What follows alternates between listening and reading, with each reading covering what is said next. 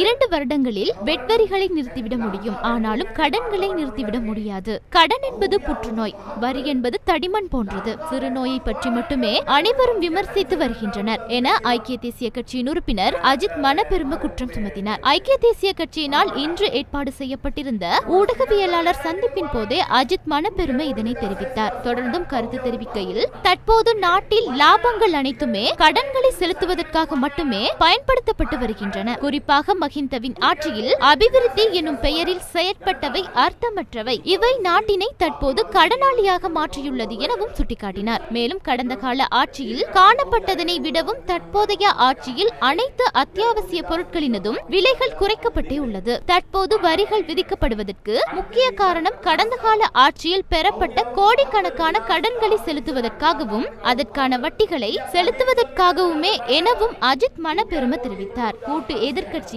திருடர்களும் குற்றவாளிகளுமே அதிகம் காணப்படுகின்றனர். இவர்கள் பொய்யான தகவல்களை மக்களுக்கு பரப்பிக்கொண்டு நாட்டின் அபிவிருத்திக்கு தடைகளாகவே இருந்து வருகின்றன என ஐக்கிய தேசிய கட்சியின் உறுப்பினர் அஜித் மனப்பெரும கூறினார்.